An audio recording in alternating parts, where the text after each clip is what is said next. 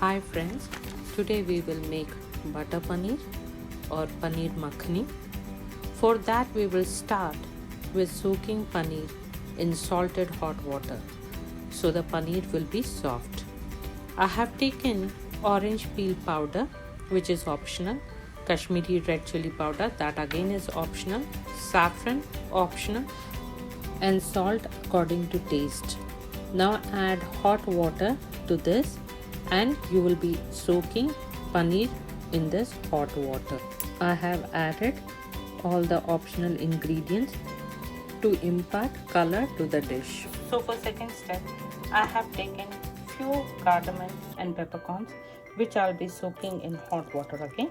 For masala, take few peppercorns and 2 strands of mace. It is an outer covering of nutmeg, 1 tablespoon of fennel seed or sauf, and kasuri methi which is roasted. Need few small cardamom and 2 big cardamom, 2 to 3 bay leaves, a piece of cinnamon stick and few cloves, 1 cup kaju or cashew, a cup of milk and butter. So let's start the process. We'll start by pouring milk to the pan. I usually prefer a non-stick pan for this process. To this add a cup of kaju, fennel seeds, bay leaves, big and small cardamom, cinnamon stick, cloves,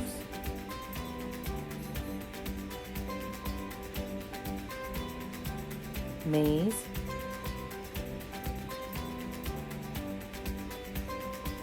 and peppercorn. How much butter? So I'll be taking this much butter for this much amount, for a cup of. Okay. Now this is boiling. To this I'll be adding a few strands of saffron. Again, this is optional. I am adding only for color.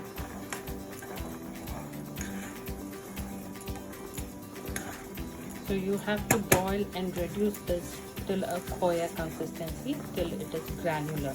Okay, reduce it furthermore. For me, I like this consistency.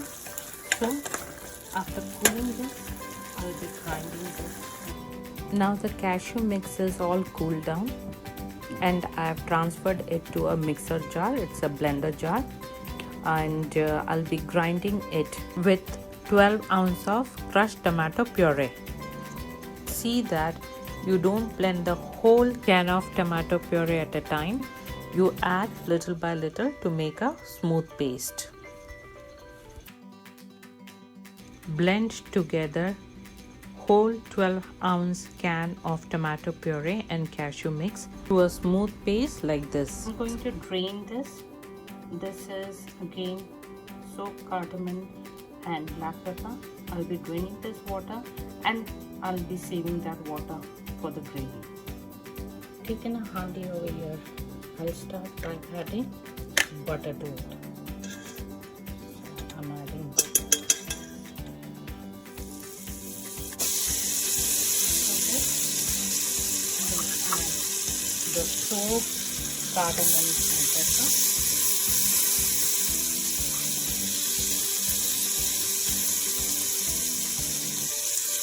Add the blend of roasted cumin powder, fenugreek powder or methi powder along with acetophodia or hing. And after that, add coriander powder, chili powder, turmeric powder and roast it. After that, add cashew and tomato paste to this mix.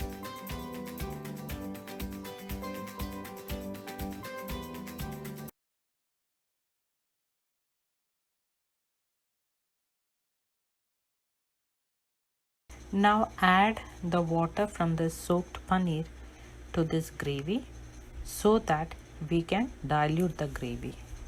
When you're adding this water, it is already, you have to remember that it is already been salted. So add salt accordingly. Also add water used for soaking the peppercorn and cardamom.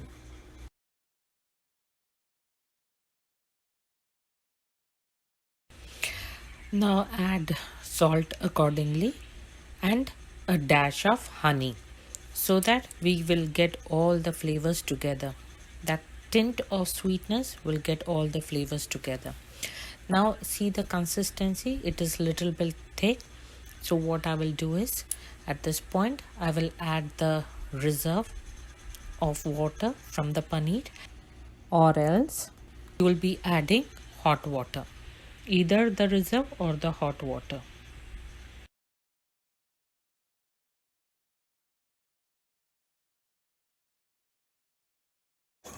This gravy is come to a rolling boil. What I'm going to do is I'm going to reduce the heat and add paneer to this. See the paneer color.